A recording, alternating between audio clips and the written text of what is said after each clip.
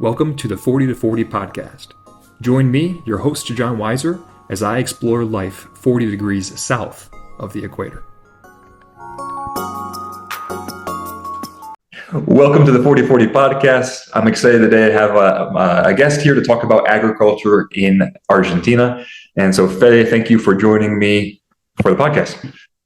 You're welcome. Thank you for inviting me. Yes, sir. So, Fede Alonso, we met each other, I think, in 2001, maybe. In Traful. Yeah, beginning of 2022. Yeah, so it was in the Andes Mountains, between San Martin and Bariloche. Yes, close to Villa Angostura.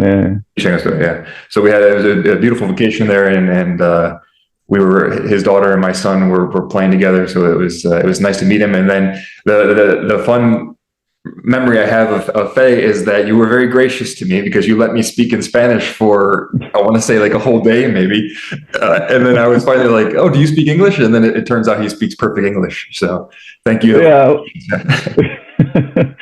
Yeah, it happens a lot. I mean, I used to work in the Netherlands, and then I was trying to sometimes, practice the language there, and they will always switch to English right away. So right.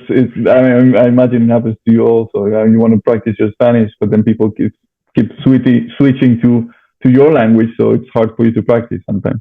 No, exactly. And sometimes it can be a little frustrating because I'll feel like my Spanish is good enough that maybe I can speak a little bit better than their English, but then they always want to switch. And it's like, It's okay. So anyways, I'm also learning to be more patient because I have plenty of opportunities now to speak in Spanish. So that's good. Anyways, thank you for that. I always remember that. And so Faye, when I was introduced to you, I think at the time you told me you had learned English growing up, but you lived in the United States, you lived in Europe. So can you give me a little background of basically where you've been and how you've gotten to where you are today? All right. So I was born in Tandil. It's it's a city close to, like 300 kilometers away from Buenos Aires.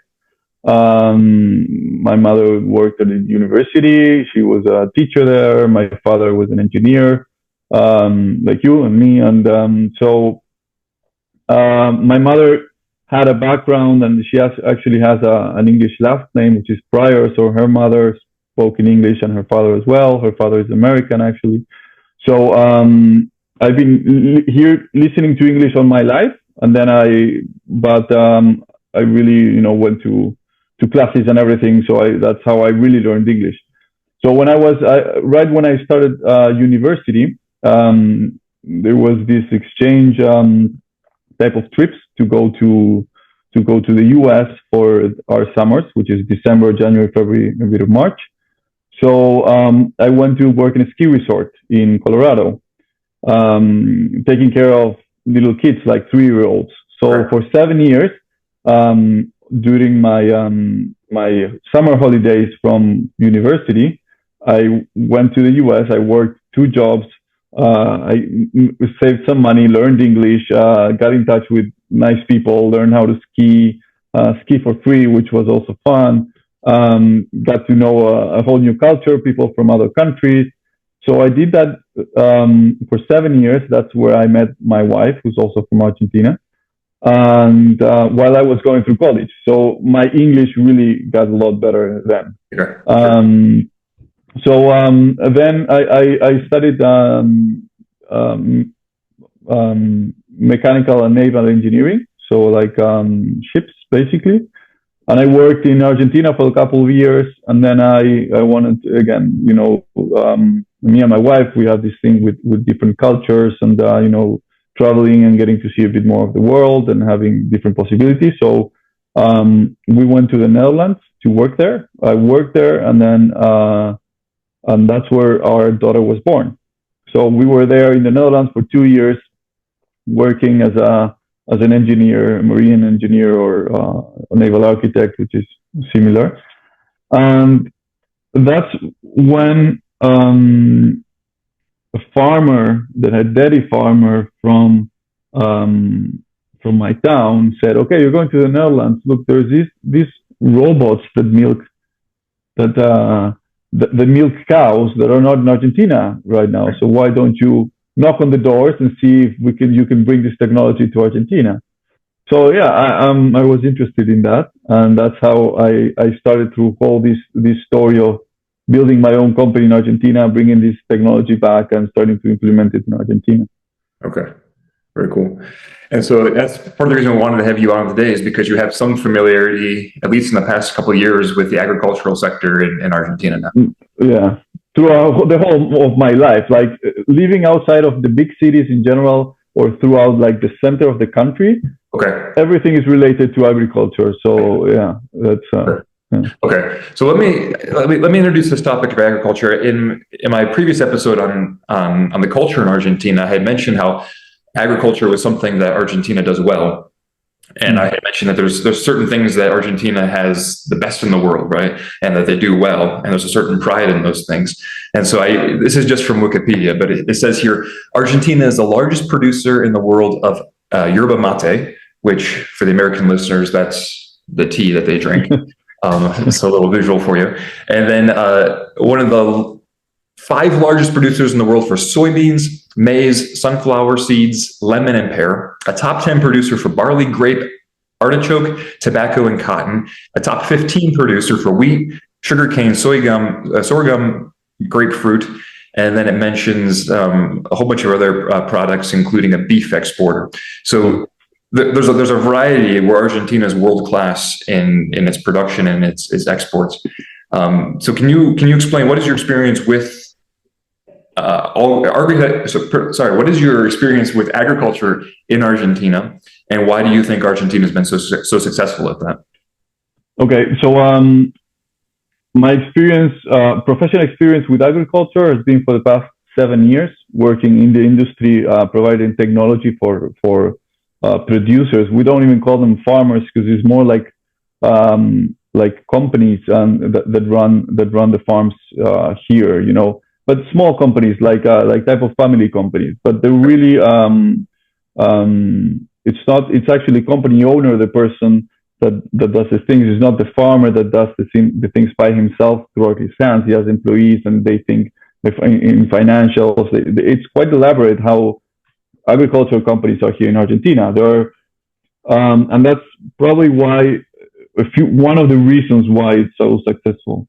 So I've had this experience, but then throughout my life, like living in the outside of the Buenos Aires province area, Buenos Aires, Córdoba, Santa Fe, that's the key of where agriculture is in Argentina, most of it, right? Especially with the big crops, which is basically the biggest income of foreign currency, and it's quite a big part of the Argentina's GDP. Sorry, Fede, so on foreign currency like US dollars, which is a big deal, you know, as you see coming, from exports, right, basically. Right. So soybean and corn and wheat, you know. A bunch of friends also have farms or like camps, and so we also you live kind of in the agriculture world when you are outside of Buenos Aires. Everything's related to that, right? Okay.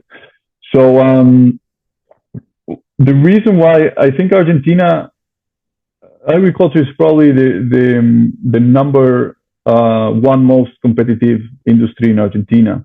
There's a few reasons for that. One is climate and field, you know, like natural resources, right? Like could be oil also in Argentina now in Neuquén, where you are as well, you know, starting to develop that. But then there's also a culture that agriculture never had any subsidized or never had any help from government. So it had to be really competitive throughout the years, throughout its history, right? So,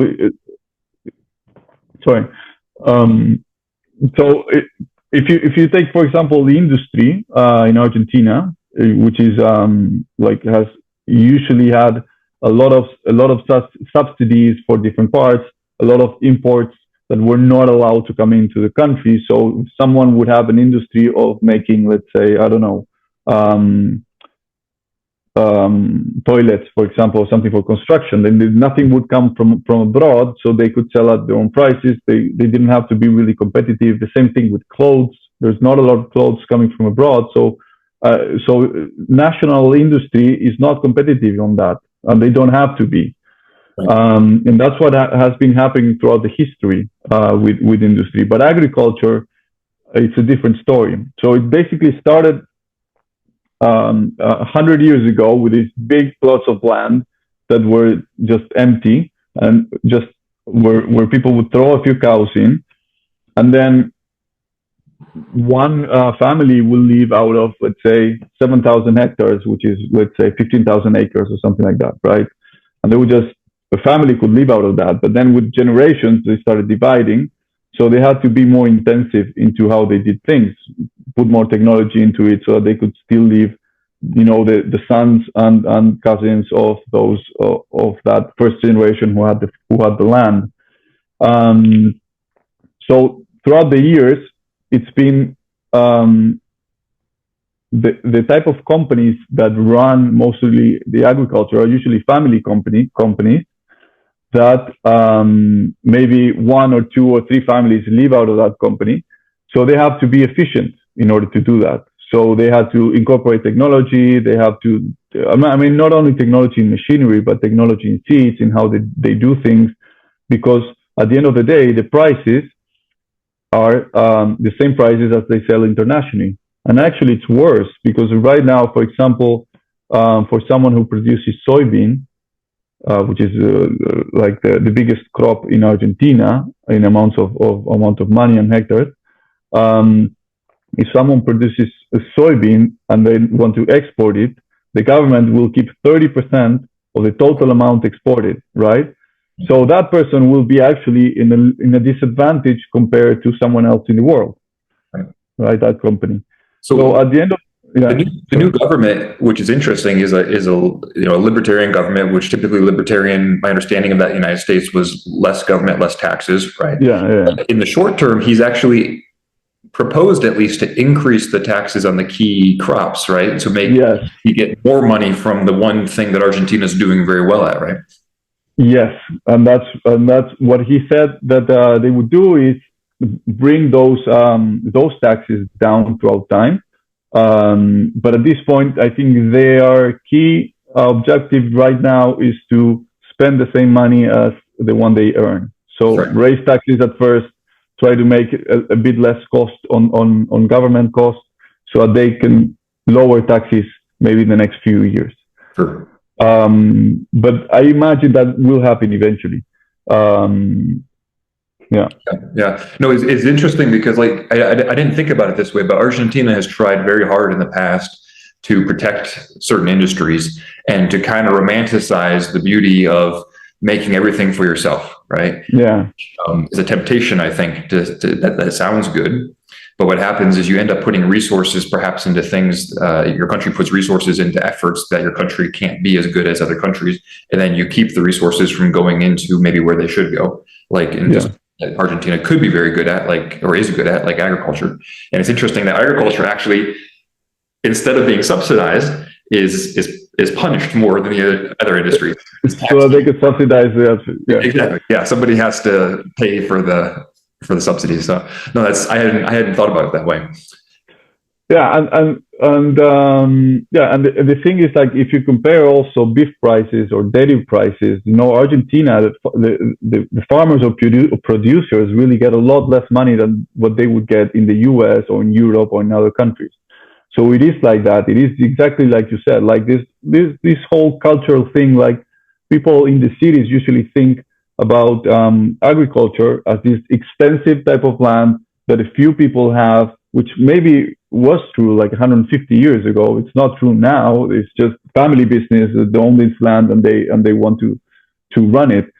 And this cultural thing, of course, it gets into people making decisions in government, and they make decisions based on that as well. And people end up thinking that there's just no type of technology or added value into it. So they think it's just, okay, there's nothing you can invest on. It's just putting cows in the fields. It's just seeding your crops, and that's it. You get all that money. So at the end of the day, previous governments and a lot of people in the general culture would say, okay, if that is so easy to do, Right. is just exploiting natural resources, then why are they getting that just because they're the owners of the land? We should punish them or get more taxes out of that. Right. But instead, what happens is they don't invest and they don't give added value into that. And so you create that really powerful industry. You just put a roof into it and you just push it down, not giving them money to invest and everything, and trying to use those subsidies to subsidize, loans for the industry or for something that is not really used. Okay. So I think what I wanted to go with this idea is like when I've been down here in Argentina, I obviously came during the election year, and Milei has these ideas that he proposes, which are captivating about, in this many years we could be like Europe, in this many years we could be like the United States. But in some of the research I've done, I think I showed that the GDP per capita is like 7 times less in Argentina. So Argentina would need to increase the productivity of the average person. It's the total productivity of the country divided by the people. That just needs to increase over time, right? Yeah. I think every government wants to see the economy grow, wants to see the people become more productive, have the pie get bigger, like Milei talks about. And so what I'm curious is, do you see ways that Argentina could grab principles from the successful agricultural sector and apply those principles outside of agriculture in order to see some of that growth and become more successful in other areas? I think depending on there's a few areas where Argentina has potential. One of them, of course, agriculture. The other one is oil and gas and mining. And it's not only just getting those natural resources and selling them. There's a lot of added value into that if you put the right technology into it. There's also, like programming and software industry, which has been growing up exponentially in the past few years, which is also really, really competitive. But if you try to make let's say, textile industry, which is basically clothes and fabrics and all that, if you try to make that competitive, I don't think it would eventually work. It's just, if you compare it to where they do it, which is mostly China, India, Vietnam, they're probably a lot more competitive than Argentina. And the reason is maybe the type of production is more competitive. Maybe the salaries at the end of the day will be lower. Maybe they just have that, everything is made towards that. The technology is put into that. So I think it's more of a cultural thing of the type of companies that they are, that I don't think it could happen, but I think it would be quite difficult for someone just to say, yeah, I'm going to be competitive worldwide into something, let's say, like making fabrics. You would really need a huge investment into that. But in the agriculture sector, it's just small companies, and in the world, it's like that. Like if you take, for example, Europe, for example, like the average farmer probably has like 100 or 150 acres. In Argentina, the average farmer probably has 600 or 800, right? So you could be more competitive because it's all spread out, and you just need all those companies to be competitive in their own way. You don't have these 1, 2, 3, or 10 really big players that need to be super efficient, like what you would have in, let's say, in other type of industries. And it's similar in the US as well. So I don't think it's so easy to take into other industries. I think there are a few that do have potential, like, for example, everything that's related to food production.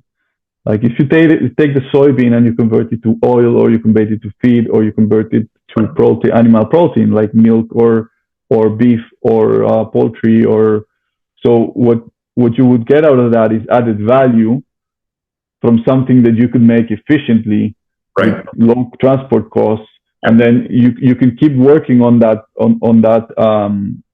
line, yes, and make it more vertical, and then you could be really efficient on that complete thing. But trying to invest to bring different industries, like you said, like things that were not really competitive, and you would try to make your own things just because you have this philosophy or this idea into having it. I don't think it would be easy to do. So, like, I think what I'm understanding is essentially agriculture was successful because it had the resources to be successful. And then also it was forced to be competitive because it wasn't subsidized. It was actually punished. So it was forced to say, I have to try harder to get the most out of my land. I have to be more creative. I have to try technology to basically get more outputs from less inputs. And because of that process of competition, it improved. And so it's not a good mindset to just say, oh, let's just take the hard work ethic from farmers and apply that to textiles and it'll succeed. No, it won't succeed. The key is that you have to actually, competition actually has to actually drive improvements. And if competition within the textile industry would cause it to go out of business and not to improve, then that just means we're allocating our resources in the wrong location, essentially, right? Yeah, it's something like that. And then it's also the nature of the industry and agriculture. The nature of all agriculture compared to the rest of the world is a lot of small companies.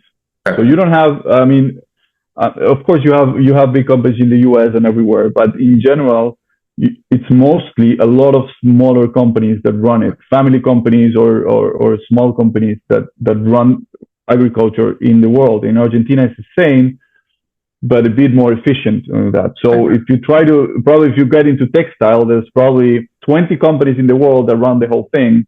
And if you want to compete with that, then you need to have the size of those companies.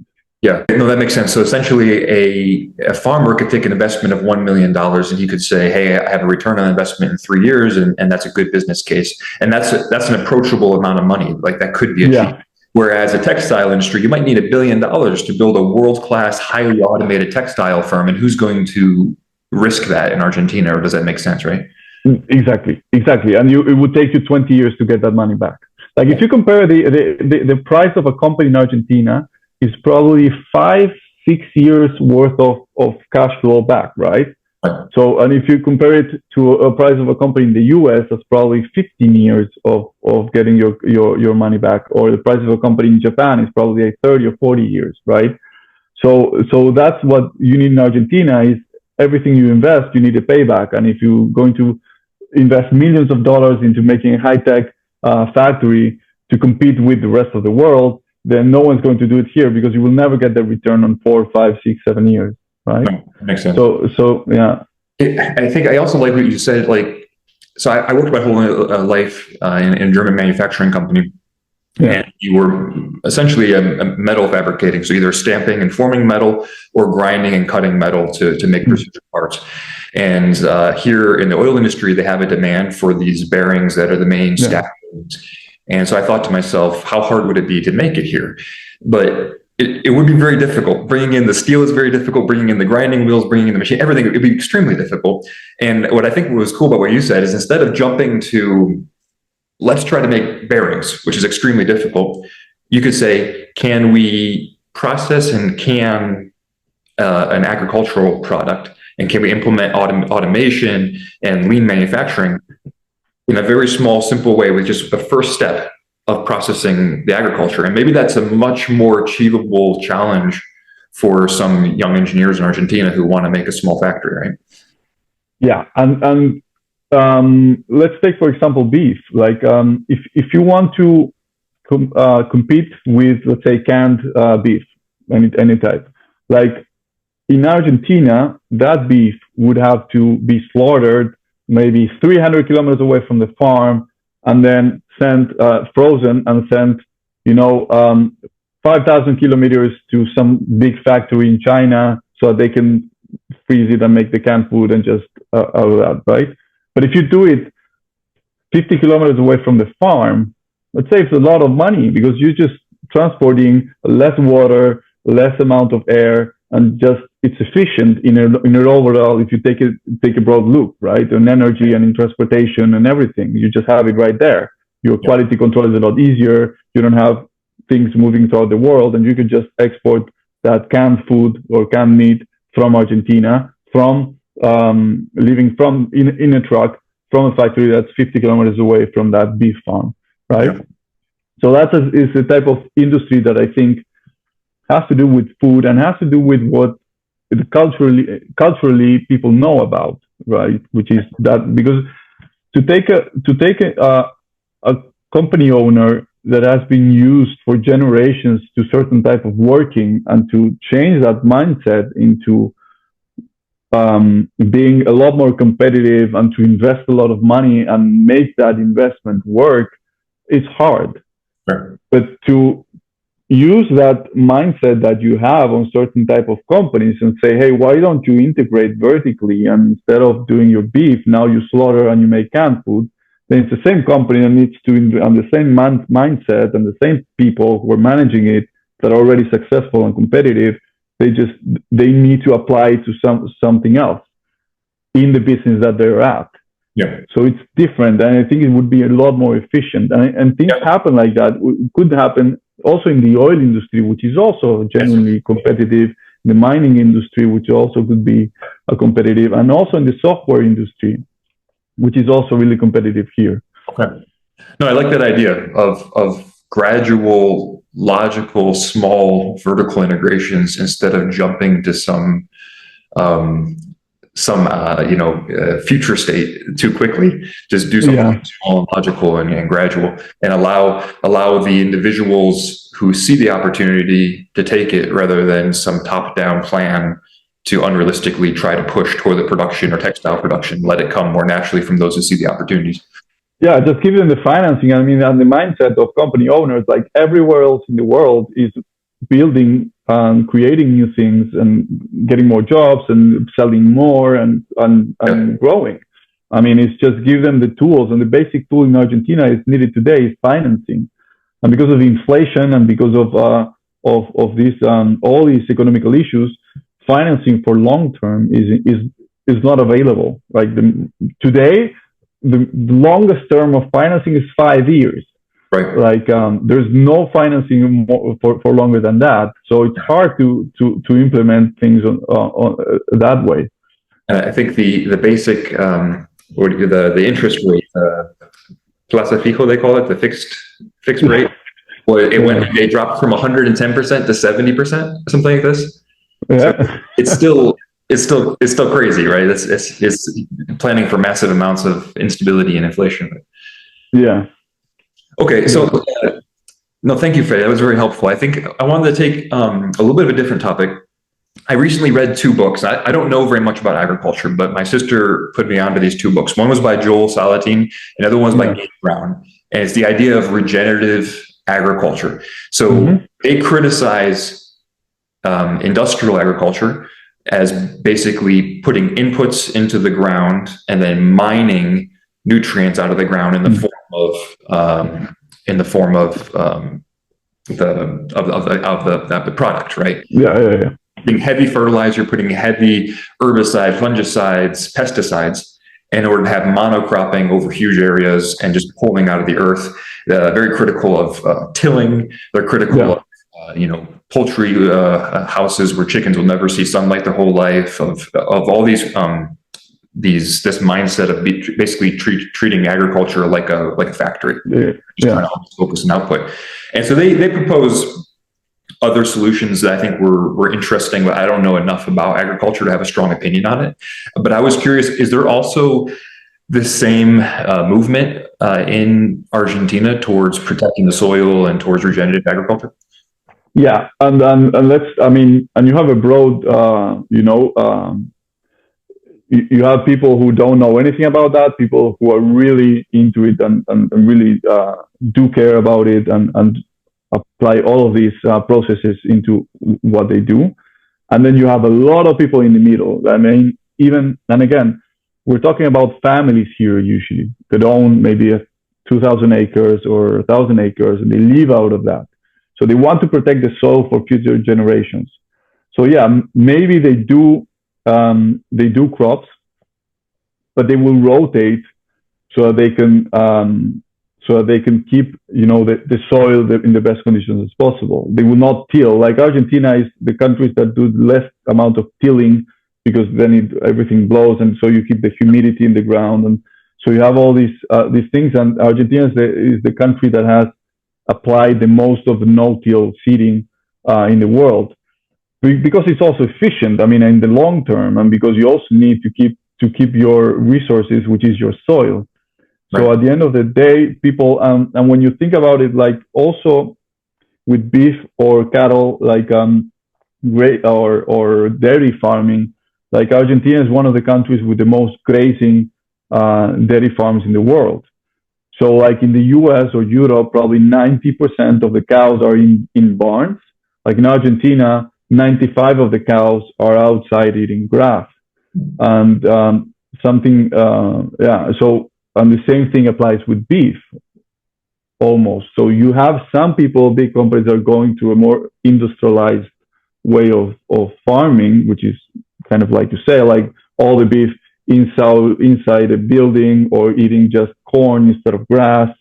But then you also have the typical company and family-owned company that they want to keep their soil for longer generations and they want to do things differently. So, for example, strip grazing, which is or grazing, instead of extensively, you graze in paddocks so that your grass grows to a higher level and you get a lot more, but the biodiversity and everything is also efficient. Right. It's not only about preserving the soil. It's really efficient to do it that way. Yeah. And that's what I was so impressed with in Gabe Brown's book. It was Dirt to Soil, was that he was getting more pounds of beef per acre than anyone said was possible, because he went to paddocks and then spending like hours in a paddock or a day, and going to another one, and he put in automated gates so he could go on vacation. The cows would go paddock to paddock to paddock, and they're fertilizing that paddock and they're eating it, and then it's giving the paddock a long time to regenerate. I mean, and cows like grass when it's just born because it's more soft. So you don't allow the cows to eat that much. So you give your grass a lot of time to grow higher, get a lot more power into that growth. It grows at a higher rate. But there's a lot of technology and a lot of process into it. There's ways of measuring that grass, and everyone does it. I don't think there's probably a dairy farm in Argentina that doesn't do paddock grazing. Wow, okay. Right? Because it's just not efficient. If you just leave the cows in 1,000 hectares, the grass will never get to grow in its full potential. Yeah. So it's just a matter of also efficiency and long-term view that farming companies have in Argentina, because they have to. Yeah. No, I love that. That's so cool. Is basically Argentina was maybe more advanced in regenerative agriculture because it was forced to be more competitive. And what was cool in his book that he shows is that his profitability per acre is higher than some of his neighbors, even though their total output per acre might be higher, but they're spending so much more on inputs. Inputs. And so when you focus on productivity and not just output, you end up having more efficient practices. And that's interesting to see how that's already taking root in Argentina. Well, if you take input also as capital, because at the end of the day, all those inputs is capital, right? But Argentina's first thing that's not abundant is capital. So at the end of the day, a farmer needs to be the most efficient as possible with the least capital invested per acre, right? Because there's not a lot of financing around, and there's not a lot of possibilities of long-term investment to build a barn, to get the cows under a barn, or to have heavy machinery. So they really need to have a really low input and let's say low output or medium output, and be more efficient with the resources that they have. But at the end of the day, per acre, the profitability is pretty good. And it's probably better than the rest of the world, because they have to compete with that with a few more disadvantages. Yeah. So if you put into your low input, if you put capital as one of the inputs, then it definitely is the example that we have here. Yeah. Okay. No, that was very good. Thank you, Fede. It's been very eye-opening. So I guess one last question for you. With just in general, with everything that's going on in Argentina, all the change, and then you're being involved in an industry that's successful, your general perspective toward Argentina is optimistic or skeptical? No, it's definitely optimistic. Okay. Yeah, definitely. I mean, and if you see the people in my industry, agricultural industry, really optimistic, because they will see it as a way of reducing taxes and then reducing labor costs, which are really high. Taxes on labor costs are really high, and the way of they probably having financing and possibilities to invest and keep growing and also integrate vertically. As I said, the ideas are there. I mean, that's what company owners leave out, ideas on how to invest and what to do and grow. So yeah, all of them are thinking about it, thinking on the future. Yeah, there's probably people who are not really competitive that are really scared right now, and that's how it is. I mean, yeah, I would be scared if I had a manufacturing company that is not competitive right now. It would be like, oh yeah, I would probably something from outside in the world is a lot more competitive. Will come here with cheaper prices, and I will have to figure out what to do.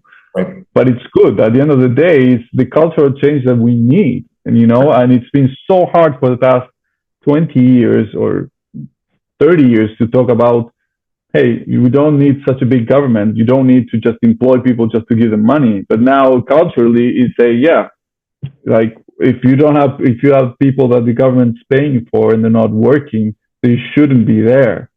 So in a cultural way, these guys have managed to change the way of the conversation is made. Right. And that's I think is key on where we're going. So I think if the next 6 months go okay, then I think it would be at least for the next 4 years, and I hope more. It would be a nice change for Argentina. Awesome, Fede, thank you so much for coming on and sharing some of your expertise. Oh, you're welcome, and I think it's great what you're doing, and I hope I could clarify a few things for people seeing from abroad. I'll have to have you on again. I feel like I have more questions now. I also wanted to talk to you about skiing in Argentina, because that's something that is important as well. Yeah. That's right. Tourism is also a competitive industry. Yeah, that's right. Awesome. Right. Thank you, okay. Thank you, listeners, for joining. I'll join you join me next week as we dig into some non-conventional schooling methods and discuss some of the people who are living adventure lives and have to find new ways to find education. Thanks for listening. Goodbye.